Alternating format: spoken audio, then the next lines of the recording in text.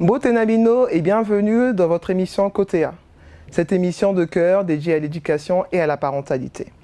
Avoir un enfant qui s'habille seul, qui marche, qui parle, qui voit ou qui tout simplement va dans une école classique semble être quelque chose de normal. Et pourtant, il y a chaque année des naissances, dit d'enfants différents. Qui dit différent dit physiquement handicapé, autiste, malvoyant, sourd, etc. Selon l'UNICEF, en 2021, le monde comptait près de 240 millions d'enfants différents. Comment est la vie d'un parent, un frère ou d'un enseignant d'un enfant différent? C'est ce que nous allons découvrir aujourd'hui dans votre émission. Bonjour tout le monde, bonjour Cyrielle, bonjour Aaron, bonjour Monsieur Guy, bienvenue sur notre plateau Côté A. Alors Aaron, je vais te présenter rapidement, je sais que tu as plusieurs casquettes. Tu es slammer, maître de cérémonie, professeur d'anglais. Je sais que tu vas compléter tout ton palmarès et tout. Monsieur Guy, vous êtes enseignant depuis une trentaine d'années déjà. Donc on a là un membre de l'enseignement qui a de l'expérience, avec qui nous allons sortir de cette émission riche, en tout cas. Encore bienvenue, je vous présente Cyrielle. Bonjour. Voilà, qui est notre maman finance. De base. Avec elle, de base, on parle argent. Mais aujourd'hui, je pense qu'elle va plutôt parler du sujet qui nous touche tous, qui est celui de l'enfant dit différent. Monsieur Balanda, je peux t'appeler Monsieur Balanda, je vais juste dire Aaron, ça ne te dérange pas? C'est nettement. Je suis curieuse et on est vraiment curieuse de savoir pourquoi est-ce que tu as accepté de venir sur notre plateau Côté A. Alors moi, ça m'a tout de suite tiqué parce que je n'ai jamais eu l'occasion d'en parler. On peut considérer que dans notre société congolaise, ce sont des sujets qui sont considérés comme tabous. Alors j'ai voulu juste avoir l'opportunité de dire ce que c'est vraiment. D'accord. Alors toi, donc du coup, tu es grand frère Oui. d'un enfant qui est né avec un handicap physique. Exactement. Est-ce que tu peux nous en dire plus? Alors je suis le frère aîné d'une fratrie de 4. Et mon petit frère, il est l'avant-dernier. Donc avant lui, j'avais une petite sœur. Et après lui, on a eu un petit frère. Et lorsqu'il est né, depuis la naissance, on a constaté qu'il avait un handicap. Son pied droit était différent du pied gauche. Il était plus court et il n'avait que 3 orteils. C'est comme ça qu'on a su l'handicap. Quand il est né, les parents étaient à l'hôpital, nous étions à la maison. Et curieusement, lorsque l'enfant est venu, on ne nous a même pas dit que l'enfant était différent. Les parents n'ont rien dit, c'est nous qui avons constaté. Et on ne peut pas dire que c'est un sujet sur lequel nous avions parlé ouvertement. D'accord. Est-ce que tu as le souvenir de comment est-ce que tes parents ont géré l'information quand vous avez remarqué qu'il y avait une différence, en tout cas physique? Bon, nous les enfants, lorsque nous avons remarqué qu'il y avait une différence physique, comme je l'ai dit tantôt, les parents n'ont pas vraiment eu l'occasion, le temps d'en parler avec nous. C'était pas, on n'a pas pris du temps de nous asseoir et puis d'en parler spécifiquement. On ne l'a jamais fait. Ah, vous ne l'avez jamais fait? La vie a juste continué, les parents ont pris des décisions médicalement de ce qu'il fallait faire, mais on n'en a jamais parlé de... par exemple, moi, on ne m'a jamais posé la question, mais qu'est-ce que ça te fait d'avoir un petit frère qui est différent? Ce n'est pas un sujet sur lequel nous avions parlé en famille. Ok, donc ça veut dire que tu ne sais même pas s'ils ont voulu faire ça pour vous protéger ou pour le protéger, mais ça n'a pas du coup été un problème pour les autres membres de la fratrie? Pas du tout, pas du tout. Moi personnellement, ça n'a pas du tout été un problème. Et effectivement, je ne sais pas si le fait qu'ils ne nous ont pas donné l'occasion d'en parler spécifiquement, je ne sais pas si c'était pour nous protéger ou tout simplement parce qu'ils ne voulaient pas, parce qu'eux-mêmes aussi ils étaient troublés. Oui. Rapidement, je vais raconter une histoire. Papa, lorsqu'il a reçu l'enfant pour la première fois, il nous a dit un peu plus tard qu'il avait pleuré. Quand je dis un peu plus tard, l'enfant pouvait avoir peut-être déjà 1 année ou 1 année et demie. C'est un peu plus tard qu'il nous a dit que ça l'avait troublé et il avait pleuré parce que c'était une malformation, une différence qui n'a jamais été remarquée pendant l'échographie. Donc c'est carrément à la naissance qu'on a pris conscience, on a eu la connaissance que l'enfant était différent. Tu peux nous parler un peu de ton petit frère? Parce que j'ai cru comprendre que c'était un enfant plein de vie. Finalement, qu'au quotidien, il ne vit pas ça comme étant un handicap parce qu'il est comme tous les autres enfants. et que vous aussi, dans la famille, en fait, il est défini comme étant un enfant normal. Exactement. Alors, la particularité avec Jourdain, c'est qu'il est agité, il est très actif, si je peux dire ça comme ça. Il est le plus actif d'entre nous tous. Et à un point, il était tellement actif que les parents commençaient à s'inquiéter à cause de son pied. On se demandait est-ce que ça ne va pas empirer la situation physiquement parlant. Donc, il y avait des moments où les parents disaient mais toi, tu ne vois pas qu'avec le pied, tu ne devais pas autant sauter, tu ne devrais pas autant courir. Mais c'est comme si on ne disait rien. Il continuait toujours, il était vraiment actif. Il n'y a pas un sport qu'il n'a pas fait à cause de son handicap. Il joue au foot, il aime jouer au basket, il aime courir, il aime sauter. Donc du coup, lui personnellement, il a vécu ça normalement, comme tous les enfants. Et du point de vue médical, est-ce qu'il a dû est-ce qu'il a subi des opérations? Est-ce qu'il porte une prothèse? Parce que j'imagine que du coup, pour pouvoir en fait rééquilibrer son handicap, là, on a mis en place des solutions en fait médicales. Exactement. Très tôt après sa naissance, il a subi une opération, une intervention chirurgicale. L'objectif, c'était de redresser le pied, parce que lorsqu'il est né, le pied était légèrement tourné vers l'extérieur. Il a enduré une opération chirurgicale, il avait quelques mois, et ensuite, il a commencé à avoir des plâtres. Je me souviens, en ce moment-là, maman l'a mené au centre de polio, qui se trouve à Fuchs, je crois, et c'était des plâtres qu'on lui mettrait fréquemment, toujours pour redresser le pied. Et ensuite, après les plâtres, il a commencé à mettre une prothèse.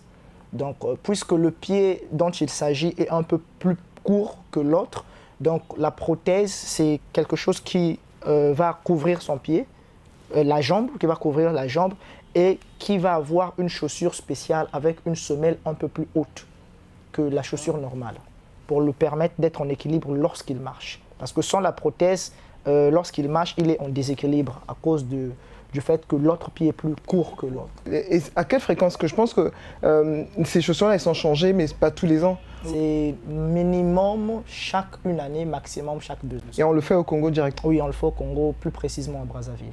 D'accord. Là, on va parler de toi, parce que tout à l'heure, tu as dit que tu n'avais pas eu l'occasion d'exprimer ce que toi, tu ressentais. Et il y a une question qui m'est venue. Qu'est-ce que ça t'a apporté humainement, en fait? Qu'est-ce que ça a fait changer? Qu'est-ce que ça a changé dans ta perception de la vie, peut-être, ou des gens, en fait, cette expérience d'être le frère d'un enfant différent? Alors, premièrement, la première leçon que j'ai tirée par rapport à cela, c'est que ça n'arrive pas qu'aux autres. Dans notre famille, c'est la première fois, que ce soit de la famille la plus rapprochée, la famille élargie. C'est la première fois. On n'a jamais eu une personne différente, que ce soit au niveau mental ou au niveau physique. Donc déjà, quand ça arrive, tu te rends compte que ça n'arrive pas que chez les autres. Et ensuite, ça a fait de moi un grand frère un peu plus protecteur vis-à-vis de le regard des autres. Donc tu te mets dans une position où tu te sens comme si tu dois protéger la personne, bien que la personne ne te montre aucun besoin d'être protégée, mais tu sens, lorsque nous sortons avec lui, le regard des autres, et c'est comme dans le subconscient en tant que grand frère, tu essayes de ton mieux, de sorte que le petit ne puisse pas voir que les gens le regardent différemment. Je rebondis encore une fois, parce que dans ton témoignage initial, tu disais que justement le petit, il savait quand vous sortiez qu'on le regardait différemment. Mais on dirait qu'il arrive à mieux gérer même que vous le regard des autres. Exactement. En fait, c'est ça? Exactement. Quand tu regardes, quand tu le regardes dans les yeux, quand tu essaies de voir son état d'âme, son état d'esprit, comment est-ce qu'il prend ça, c'est comme s'il aimerait vous dire « Non, mais ça va, ne vous inquiétez pas, ça va, je vais bien ». Et il est très souriant, il sourit tout le temps, bien qu'il soit nerveux, mais sa nervosité tient celle de papa, ça n'a rien à voir avec ça. Et la génétique qui est là. Monsieur Guy, vous qui êtes un membre du corps enseignant, vous avez déjà eu ce genre de cas justement d'enfants avec un handicap physique depuis le début de votre carrière? Je voudrais vous parler, en mes 32 ans d'expérience dans le monde de la formation et de l'éducation, de 2 cas spécifiques d'enfants différents que nous avons eu à mener vers des niveaux de performance attendus par rapport à ce que la société attend. Le premier, c'est celui d'un enfant qui avait été diagnostiqué sourd-muet absolu par la médecine. Et les parents ont fait le tour du monde. Je dis bien tour du monde parce qu'ils ont été à la recherche des spécialistes qui pouvaient faire de sorte que cet enfant-là qui était né normal et n'avait pas la possibilité de parler, d'émettre un son qui soit un son qui vienne des cordes vocales. Il pouvait faire des sons organiques, donc des petits cris qui ressemblaient à ne rien du tout par rapport au code de langage des humains que nous avons adoptés. Et nous avons donc eu un cas comme ça. Mais cet enfant, jusqu'à l'âge de 9 ans, n'arrivait pas à trouver une école pour pouvoir le recevoir. Donc il y a un enfant comme ça, mais qui à la fin, au bout, a fini par apprendre à dire des mots, à désigner les parents par leur nom et prénom, à faire une lecture. Wow. De l'autre côté, si on devrait parler, il y a un autre enfant aussi qui dans une famille, a grandi, mais dans une bulle. Qu'est-ce qu'on entend par une bulle? Il ne pouvait pas communiquer directement comme ça avec un interlocuteur, mais il disait des choses qui étaient savantes. Il pouvait vous reconnaître les lettres de l'alphabet de A à Z, même si vous les dispersez. Il pouvait reconnaître les chiffres, il connaît une grande majorité de noms d'animaux que même nous les adultes, on aurait du mal à identifier. Mais tout ça, ça vient tout simplement du fait qu'il a été au contact trop longtemps exposé à la télé, que finalement cet enfant n'a pas eu comme interlocuteur ses propres parents qui pouvaient communiquer avec lui pour l'amener à découvrir le code de langage que nous utilisons. Et que cet enfant, quand vous lui parlez, il vous parlait d'autre chose, mais il vous parlait d'animaux. Mais un enfant vraiment avec un quotient intellectuel, si on peut prendre les normes fixées par la médecine, vraiment très élevé. Wow. Un enfant de 4 ans, mais qui vous disait des choses savantes. Voilà, et pour pouvoir le gérer, pour pouvoir l'amener à pouvoir transformer, sortir de la bulle, il était important qu'il soit lui-même aussi dans un milieu d'enfants dits normaux, mais qui ne font en fait que normal par rapport aux standards que nous mettons au devant de nous. Cet enfant était un enfant normal, il était un enfant sublime à découvrir, parce qu'il vous disait des choses savantes, mais à la différence que vous vous dites une chose, lui il dit autre chose. C'est comme le langage que nous avons, nous les adultes, devant la télé. Nous avons une image, nous avons un son, et lorsque le son s'en va, ou bien lorsque le personnage est dans une situation de danger, nous crions « Attention !» Il ne vous entendra pas, il continue à faire ce qu'il veut. Parce que exactement, c'était dans cette bulle-là que l'enfant s'est retrouvé. Voilà. Et il a fallu vraiment que nous le mettions, nous ne l'extrayons pas du milieu des enfants qui disent normaux, qui restent dans le milieu, mais en l'accompagnant à découvrir qu'il pouvait lui aussi s'approprier ce langage, qu'il était comme tout le monde. Donc, voilà. Oui, j'aimerais rebondir sur votre intervention justement parce que je voulais vraiment savoir si au Congo ou dans la sous-région, il y a des associations, je ne sais pas, ou l'État ou quelque chose qui accompagne ces parents qui peuvent être un peu désemparés, on va dire concrètement, pour pouvoir donner le meilleur à leurs enfants en fait, parce qu'à ces enfants-là, parce que je sais que sous d'autres cieux, quand c'est comme ça, ils ont quand même des structures qui les suivent assez bien et qui permet en fait un suivi sur le long terme de ces enfants et qui leur permet en fait un certain avenir dans la société que nous avons aujourd'hui.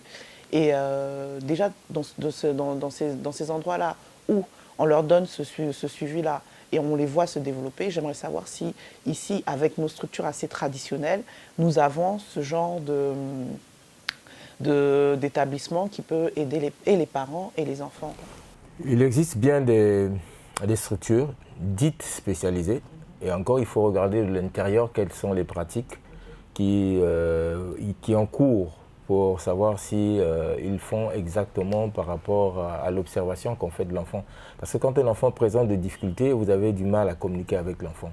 Le rôle de l'éducation, ce n'est pas de transmettre des connaissances à l'enfant et puis qu'il l'applique. Non, c'est de l'amener à comprendre qu'il a un potentiel, qu'il n'est pas différent des autres et qu'il a quelque chose à faire. Et c'est donc essentiellement le monde de l'éducation, c'est accompagner les enfants afin qu'ils se rendent compte, qu'ils se découvrent.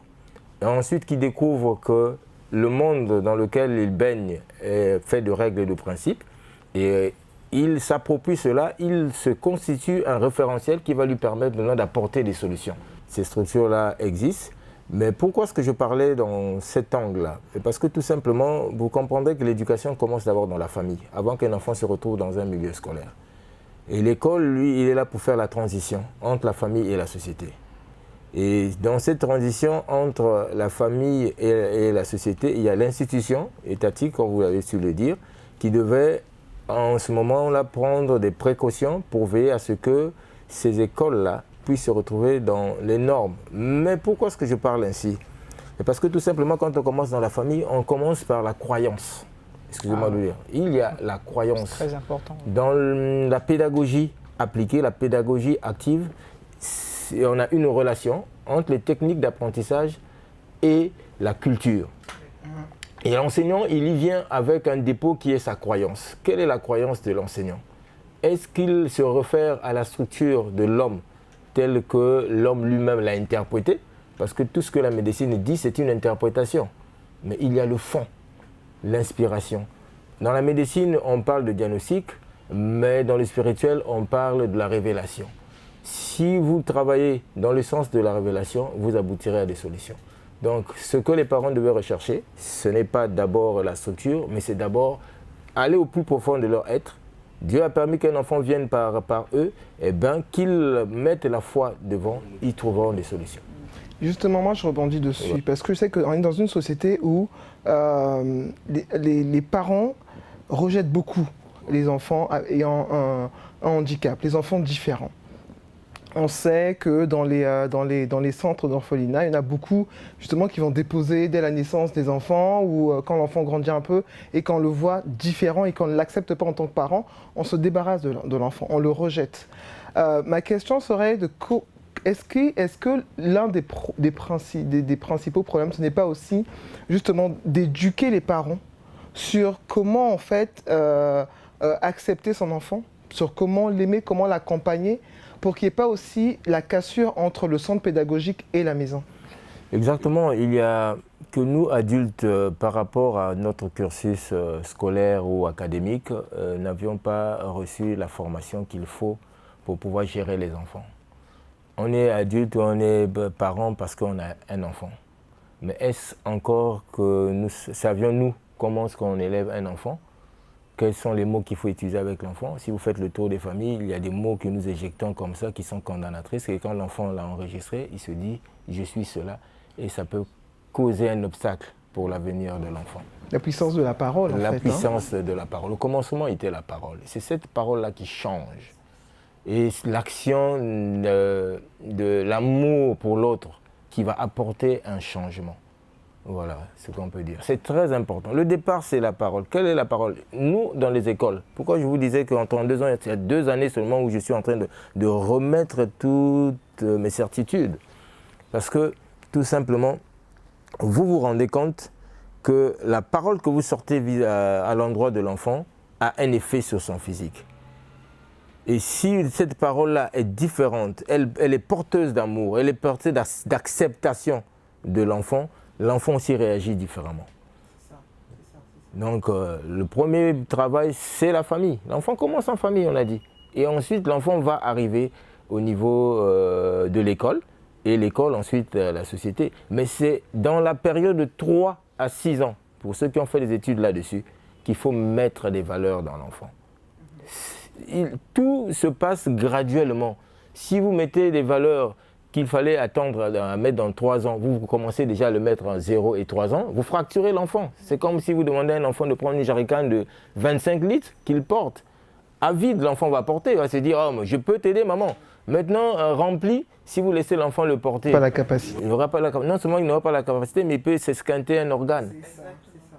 Nous, adultes, nous avons la responsabilité, donc il a intérêt que les parents qui veulent voir croître leur enfant dans un certain sens qu'ils le veulent, qu'ils commencent à apprendre eux-mêmes aussi ce qu'il y a lieu de faire pour accompagner cet enfant. Un homme n'a jamais transformé un homme. Un homme l'accompagne et l'homme se découvre et par rapport à ce qu'il se découvre, il se projette et il sera toujours géant dans ce qu'il reconnaît en lui comme étant capacité et force. En amont, que nous adultes, nous réapprenons à apprendre aux enfants. et que nous fassions la même chose que les enfants vont faire à l'école avec les enfants à la maison, que nous ayons la même conduite, que nous ne laissons pas élever la colère quand un enfant fait des mauvais choix. Là aussi, il y a un problème. Voilà, nous disons bêtises, il a fait des erreurs. Il n'a pas fait des erreurs, il a fait des choix par rapport à la manière dont il a structuré sa pensée. Et c'est à nous de lui apporter d'autres solutions et c'est à lui de voir que non, là, c'est le bon choix. Mais quand vous dites à un enfant nul, quand vous dites à un enfant, vous donnez à un enfant zéro pour tellement l'autre qui vous a produit quelque chose, il va te dire ben, qu'est-ce que tu vas en faire?